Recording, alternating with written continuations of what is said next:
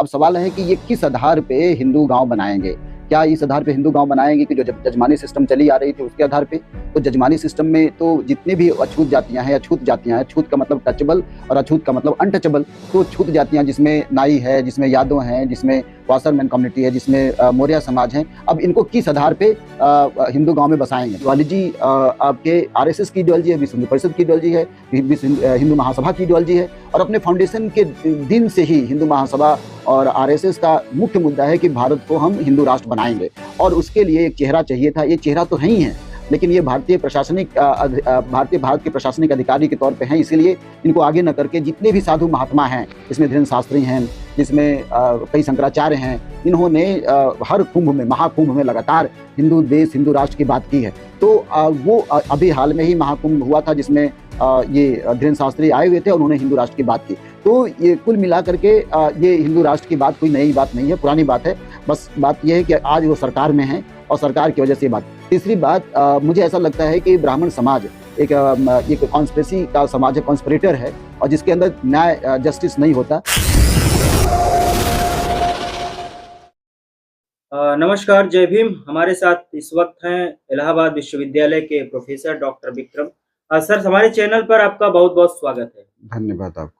अभी एक खबर निकल कर आई है, जिस तरीके से मैं थोड़ा पीछे जाना चाहूंगा, जिस तरीके से देश में सामाजिक सौहार्द और धार्मिक तुष्टीकरण करने का काम किया जा रहा है। लगातार बीजेपी और आरएसएस के द्वारा लोगों को उकसाया जा रहा है ताकि लोग इस तुष्टीकरण के चलते एक फसाद के रास्ते पर आए।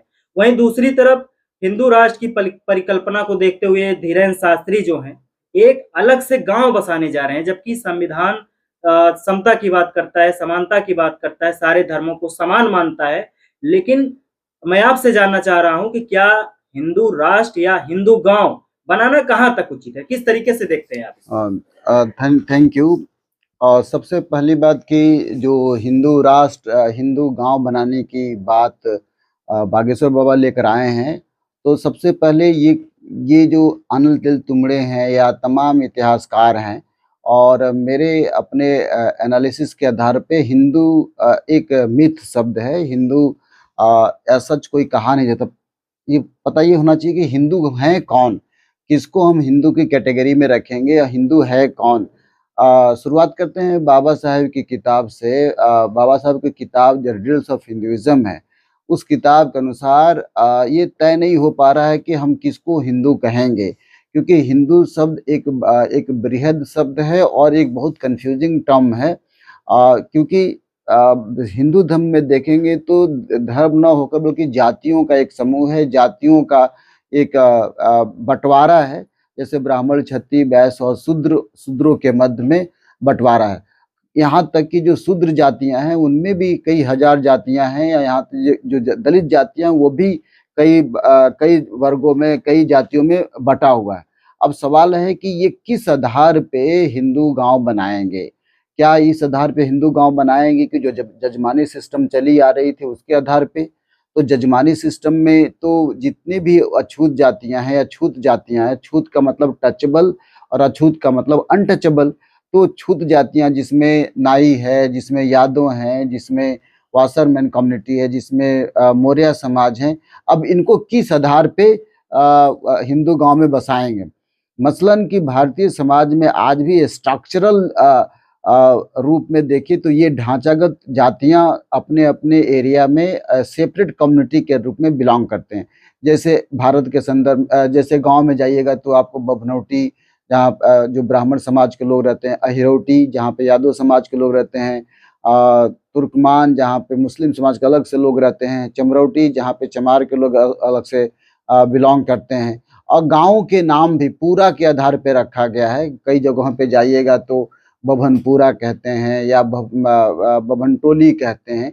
इस तरह से यहाँ तक कि पश्चिम बंगाल में जाइएगा तो माझी पाड़ा जहाँ पे आपके वाल्मीकि समुदाय के रहते हैं, हाड़ी पाड़ा जहाँ पे अलग अलग जातियों के लोग रहते हैं, वाल्मीकि समुदाय के लोग रहते हैं। एक सेपरेट आइडेंटिटी बनी हुई है आज भी।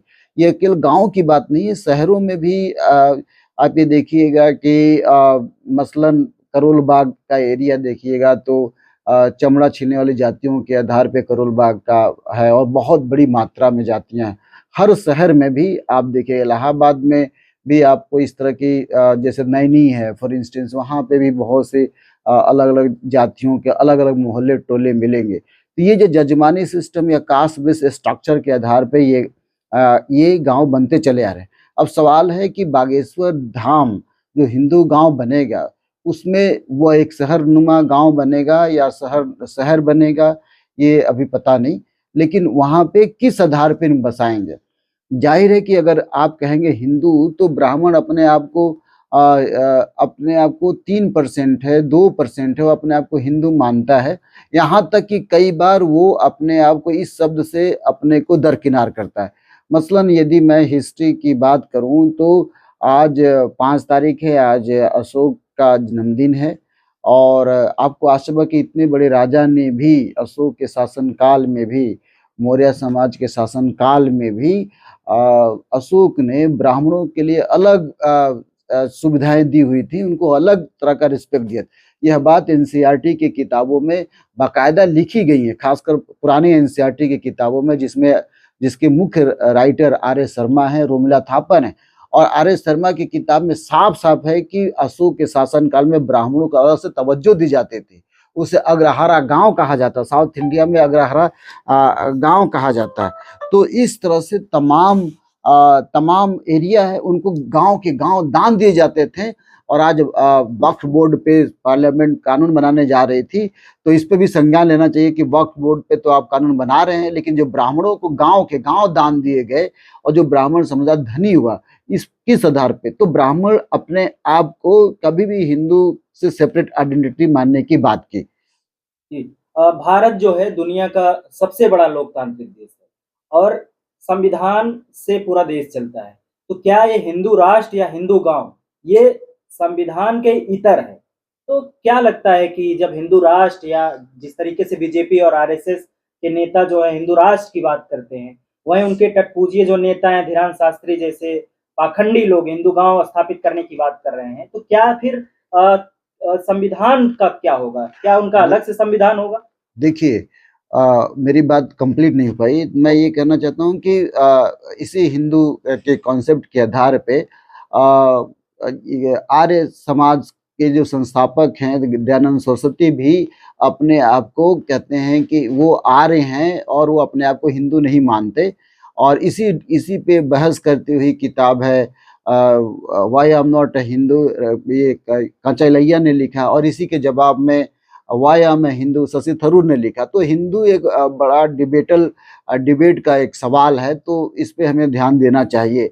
तो धीरेन्द्र शास्त्री किस आधार पे हिंदू गांव बनाएंगे, ये क्वेश्चन मार्क है। दूसरा जो आपका सवाल है कि आरएसएस, मैं ये कहना चाहता हूँ कि धीरेन्द्र शास्त्री एक मुखौटा है।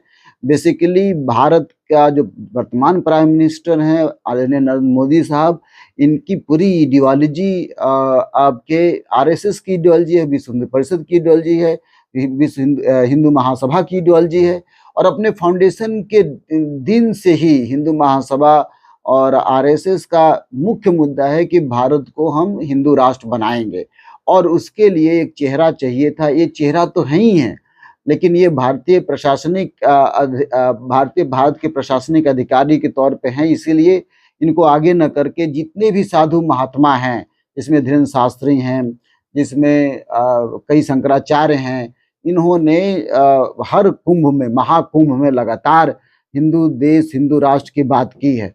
तो वो अभी हाल में ही महाकुंभ हुआ था, जिसमें ये धीरेन्द्र शास्त्री आए हुए थे और उन्होंने हिंदू राष्ट्र की बात की।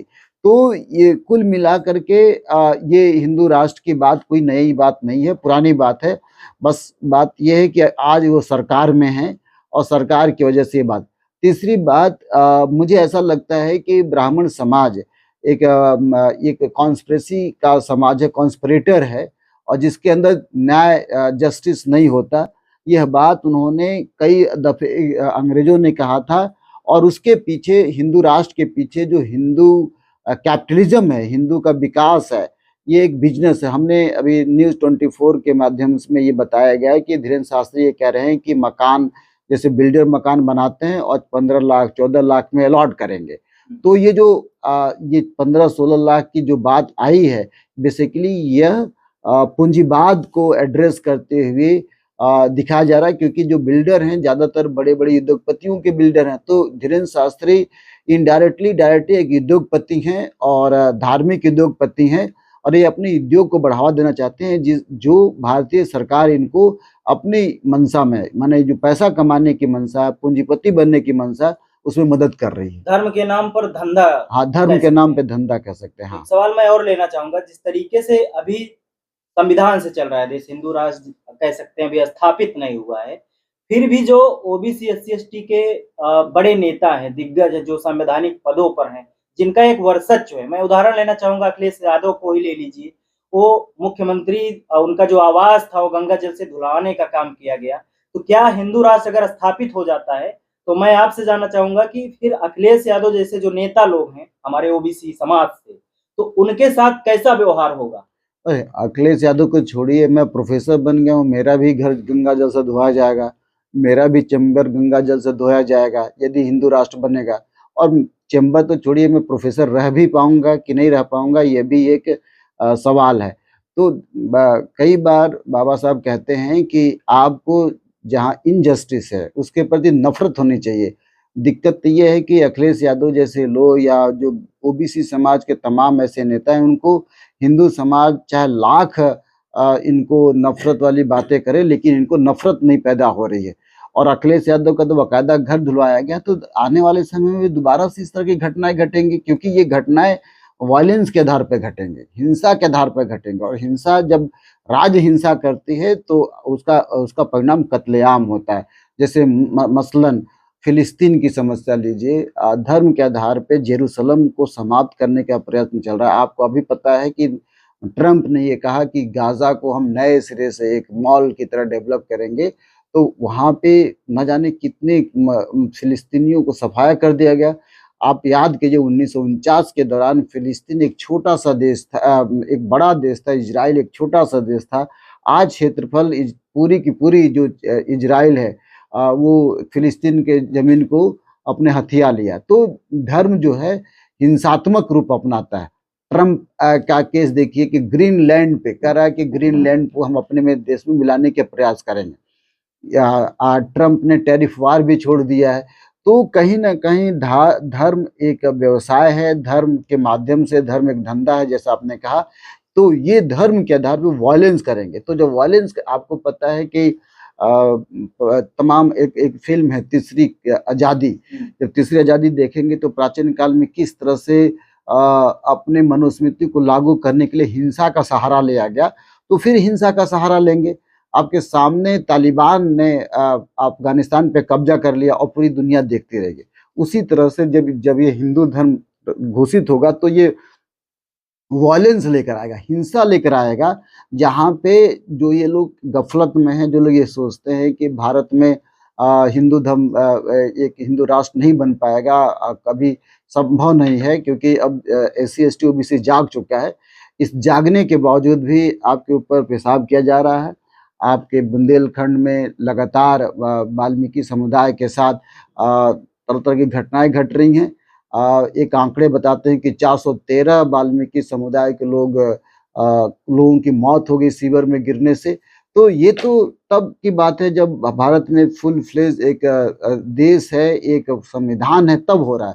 तो ये बीजेपी सरकार जब हिंदू राष्ट्र घोषित करेगी तो उस वक्त वायलेंस के साथ घोषित करेगी, मिलिट्री पे कब्जा करेगी, देश पे कब्जा करेगी, और जो लोग कल्पना पाल रखे हैं वो मात्र कल्पना ही रह जाएगा कि इस देश में दोबारा से हिंदू राष्ट्र नहीं आएगा, ऐसा सोचते हैं। मेरा मानना है कि इस देश में हिंदू राष्ट्र वायलेंस के साथ आएगा, हिंसा के साथ आएगा।